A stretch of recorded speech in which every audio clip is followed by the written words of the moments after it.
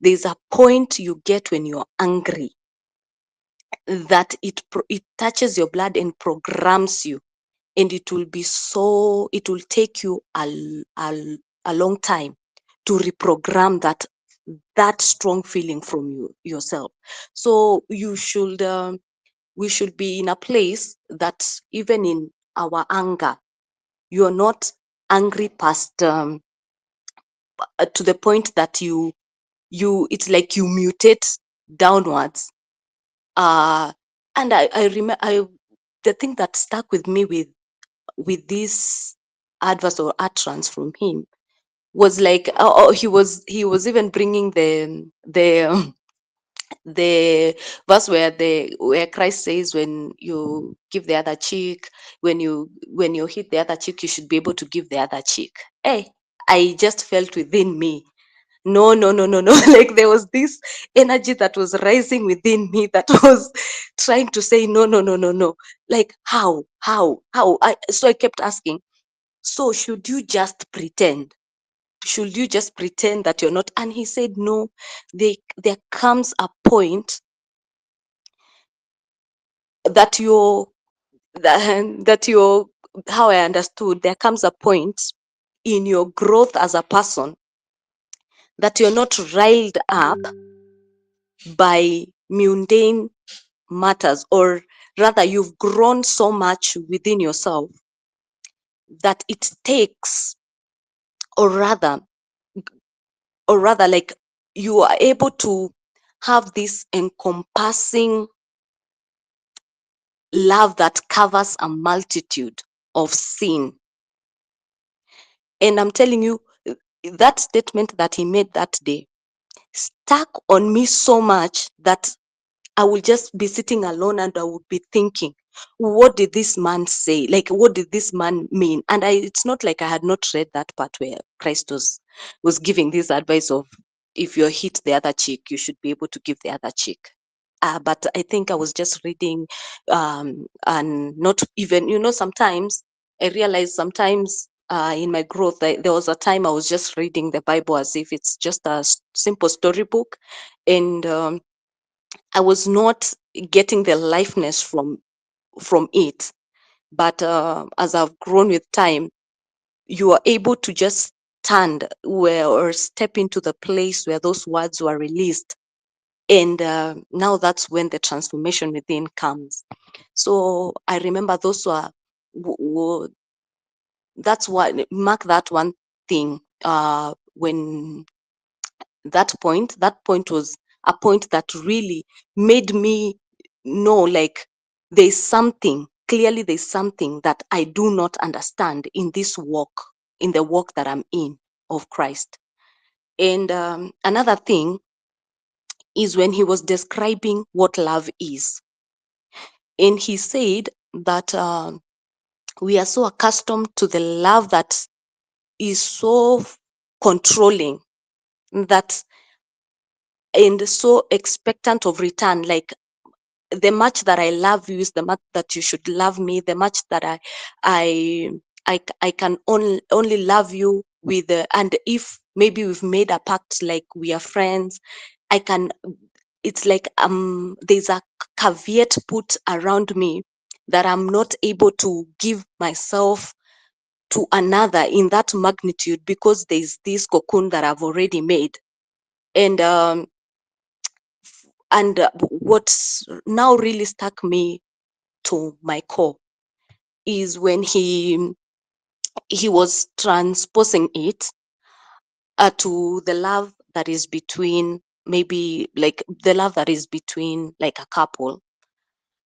And how he was describing it is the love, like the love in marriage should be freeing more than it pulls you in a cocoon of, it's like it cocoons you into a jail. That you should be able to flourish more in marriage and in love, rather than feeling like there is, it's like you have these guardrails that have been put for you, that you cannot so when let's say for example, like when I'm married, like I'm married, I'm not married right now. I'm sorry. I'm putting myself in that example. Like for example, if I'm in a marriage and my husband, for example, has has friends, like, or rather, let's say if you're married to a minister, I know some of us are married to ministers in this meeting, and your husband has to minister to all the genders. If he's a father, he's supposed to father all. He can't say he will just father the male. And there's that need from within to caveat, like he has to be so careful. And I hope I'm not going beyond and be beyond. I'm still in the place where you can understand me. And I was like, how is it possible? Like, that's another thing that really raised antennae within me. Like, how am I supposed to be? That the love that I give is not that love that is, I will say, to it's selfish and jealous, that is expecting and it caveats you. But the love that I give is freeing, that to the point, because if when you love someone, you free them to the point that they can be themselves, in the point of they can be God. And oh, I don't know if I'll they can be God, and you can see their God self and their Satan self. Let's move to duality a bit. And within that, your love is supposed to encompass them, that they are able to be redeemed, if in case they are what they you're able to redeem their shortcomings. And I believe that's the kind of love that Christ modeled to us. And that's the kind of love that Christ modeled to us. And when I was thinking about these two instances that struck my soul, this, you hear certain things and they strike your soul to the point that when you self analyze, you realize, I'm not like that. How do you even get to be like that? Is it possible to be like that? And then with those kind of questions, you realize, really, I'm expected to be like the Messiah. I'm supposed to walk the journey of messianisship. I hope we are together up to that point. I'm supposed to become in his image, not just admiring him from afar, just celebrating what he did and always proclaiming of his goodness. No, there's the other side of the wheel that I'm supposed to become. As I'm declaring his goodness, I'm supposed in that goodness, I'm supposed to become in that measure of goodness that he showed us. He showed us the example of the goodness, of the love. And I was like, now how do you overcome these mountains of jealousy? You overcome these mountains of selfishness. I know it sounds so mundane, but it gets to a point, there is a self you can give to people, and when they judge you because they don't know your inner dealings, they judge you. You're right. You're right. This one, she's the most loving. She's the most. But when you're the best judge of yourself, and that's, how your soul fires. The things that you can pretend. Even the things that you do that you're pretending, but only yourself know the things that you've really conquered. Like, you can confidently say, I've conquered that realm of, let's say, like, of selfishness. Or you have turned selfishness is not such a bad thing. It's just the other side of the coin um of selflessness. If you can be able to turn the coin of selfishness to selflessness, then you've expanded your soul. So when I'm saying, when I I was saying unlocking the soul unto divine functionality is I was trying what I was the picture that I had in mind is the expansion of one soul to become into the fullness of divine, like divine abode. There is your soul, all it's like you're in the measure that your soul is in is what you're able to access in the spiritual realm and in the physical realm. Like it's like the pivot, it's like the highway of holiness is determined by how your soul is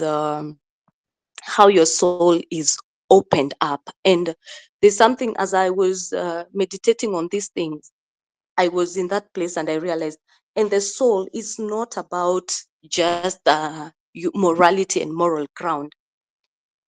It's being able to righteously administer the good and the bad. And this comes to the point of when you're when like the police, I will give this example, I know some of us might know this example. When the police are killing criminals, they are praised for their killing. That's righteous killing. When a murderer just kills someone, that is condemned. So when I'm saying being righteously being able to administer the bad or the evil part is because you realize your soul you cannot just lean on the good when when you're when you're overwhelmed by the good. It's like you miss the there's another level of you that cannot be unlocked, because even in the in what is counted as evil, when you go back and you are looking at where it came from, you realize it's in the all these things. If God created all things, he he has had to undergo this. These are my own musings. Let's That we are using as our study today.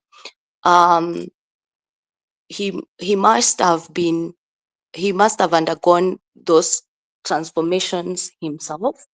That and we can't escape that journey ourselves. It's the journey of becoming, and the becoming here, centering it, the becoming of our souls. And I would like us to read this Bible verse of I want us to check First Corinthians 13. Uh-huh.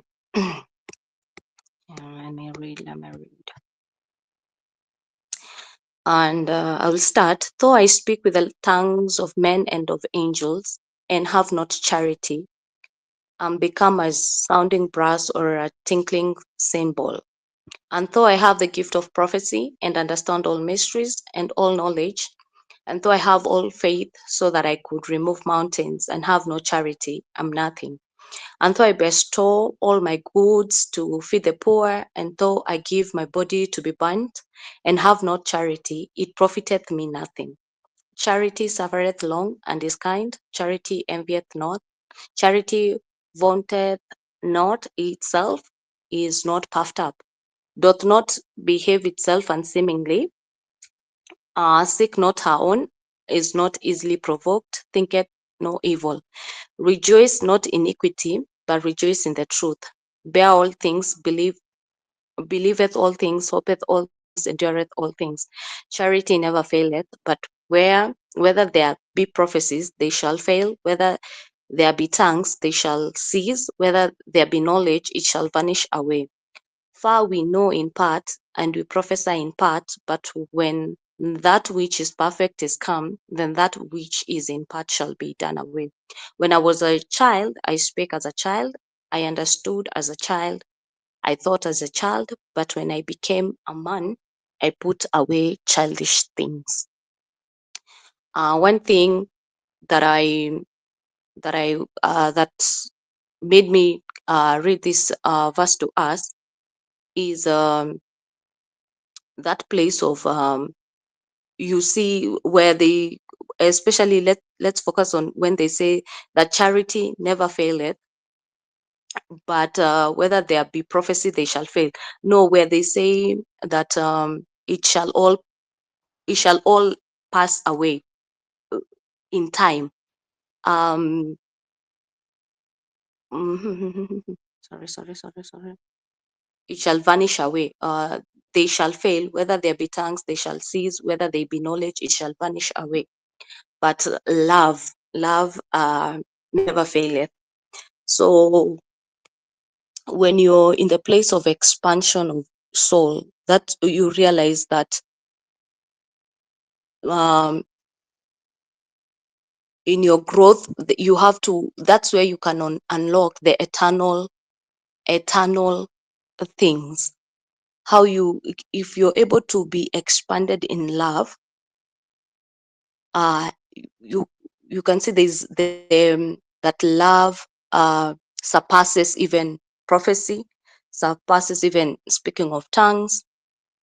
And to be able to really be unlocked and walk in love, I believe you, or what I've come to learn from my personal experience, is you have to be awakened in something greater. You have to see the eternal picture to be able to encompass even or everything, like to be able to encompass humanity in love, or to be able to love without to be able to love without expecting in return, or to be able to just love with with that expectation covering the multitude of sin. You have to have been unlocked to see greater things than you previously knew. And then now that comes to, when I was a child, I spake as a child, I understood as a child, I thought as a child, and when I became a man, I put away childish things. In our spiritual growth, especially in our unlocking of the soul, there has to come a place where you have the hard conversation within yourself. You have to seek and find something greater than yourself that unlocks you to a greater mandate. Because I believe as much as you're locked in a small circumference of belief, and you will not be able to break forth within your soul. It will only be just you and what is yours, and what benefits you. And when you're able to, it's like to anchor to a greater mandate, your soul is able to be unlocked. And when your soul is unlocked, now you're able to begin to flow into the place of eternity, into the place where eternal things are placed.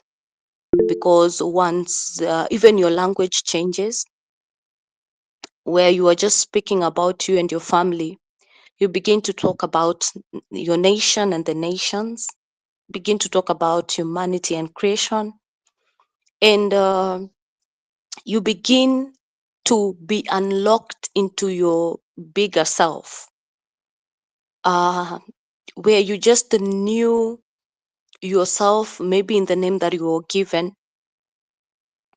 You begin to you begin to get into conversations where you you are unlocked even into new names of who you are, because what you're called and what you represent even in this earth, the pathway, I believe, is in the soul. And I thank God that this followed after our last minister Josh spoke about darkness and light and the importance of darkness. And I remember, I'll say this, before I fully committed to church, I used to have this group of friends. I still love them very much. Uh, they We used to party a lot, and I remember one time I we had gone out, and I had my friend had drunk herself to pulp, to the point that I was carrying her. She was puking in the car. We were being fined and things like that. It was just a very hectic night.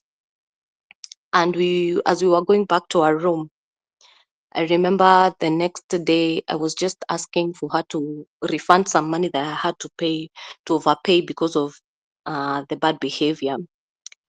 And she responded in such a selfish manner that pierced my heart, to the point that in the place where I had forgotten God, because in this time I'm doing all this, but I'm saved, but I don't go to church. I'm just saved. I know I'm saved, but I don't do anything beyond I'm saved. I went back to my room. She was able to pierce something within me, and I cried to God that night, and I asked to God, why does it feel like, why does it, because in that moment I also had a chance to be rowdy. I can't be rowdy, but I was in many spaces I've found myself is I take care before, like I take care of, I have this need within me to take care of people, or and to make sure that they're okay. I went and asked God, why did you make my soul to be like this, that I have the need to take care of people? And it feels like it's being hurt more and more and more. There has to be a reason, a bigger reason why I'm wired that way, because I don't understand why it hurts so much at this point. And I remember it was on a Saturday. The next Sunday, I just felt this push from within to go back to church. And I went back to church. And I would go, and I didn't even want to greet people. I honestly, truly wanted God to speak to me in a way that I understand how He made me. And I believe this is one moment now, because in that point I even asked Him this thing about salvation. Why is it that it doesn't click to me? Even I speak in tongues, but it doesn't click to me. It's like I've not been able to unlock the joy of this journey. I've not come into any understanding of these matters in a way that it makes sense more than the things that I know or I used to know. And I would go to church, and I would, for a long time, I wouldn't even say hi to people in that man. I would just go sit at the very back, and I would just cry out loud. I would just cry, cry, cry, cry, cry, cry. And in one of those times that I would go before the Lord and just cry, I remember as I was crying, I know I was crying for understanding. At that point, I was crying to understand these needs from within me that seem to never get, there's something that you are that never, and you never draw the joy of it. And then you're like, if this thing God divinely put it in me, then where is the joy of it? And then as I was just crying, I remember I felt something break from me. Like it's like I wouldn't say a burden, something from my heart. Just it's like a an energy or a heaviness just fall out of me. And as it fell from me, it felt like even from my eyes, because I just said, I now understand. And if you asked me, what do you understand? I wouldn't tell you what I understand. But I, in that moment, because of the, I think, of the peace and of the rejoice within me, and that's the first time I stood in church and I testified. I remember I was testifying while crying and laughing at the same time. And I was telling people, you won't understand, but why I'm crying and I'm laughing, but I mean, I'm the happiest I've ever been. And now I understand. And from then on, I, I never went back. It was, I will say from then to here, it's just been unlocking sales after sales. But at the end of the day, you realize it's the seals of my soul that have been unlocking. It's like there's so much potential in us, but it's locked up in the soul, because in the soul, that's where our willpower is. It's where our consciousness is. It's where our thoughts are. It's where our emotions flow through. And I remember we know that there's that's where the battle is at. The spiritual battle was won by Christ, by him coming and showing us how to do it. But there's the second heaven, when there was the dislodging uh from the third heaven to the second heaven. That's the realm where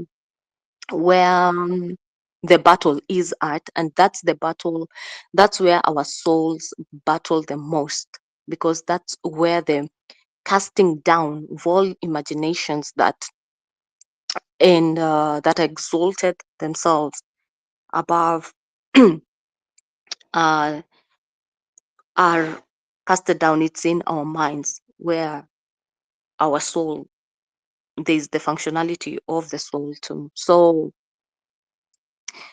um what I'm trying to say is that there's a lot of wealth to unlock in our souls. And I've realized you have to really be honest with yourself in this journey. You have to be honest with yourself in this journey. You have to have the tough conversation within yourself. And you, it, when it's the conversation between you and God, desire that there are no veils. Don't have veils from your side. Face the demons and slay them. They are the demons that you can turn to angels, and there are angels that need to be activated. There's a lot of lifeness is locked, that needs to be unlocked, is locked up in our souls. That's where the expansion happens greatly at these times that we are living in. And one thing that will, as you're having these difficult or great conversations, is you will be unlocked to truly who you are, and you will be able to anchor to a greater mandate than yourself. That even you being here right now in this meeting won't be for just attending to attend, but it will be for your profit, because even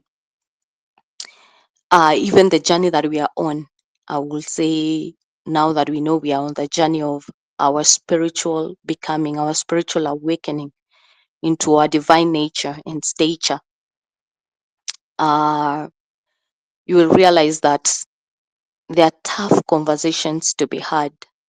You have to count the cost, and um, that there is no point that you will say that I did this because of this, expecting this, and it did not happen.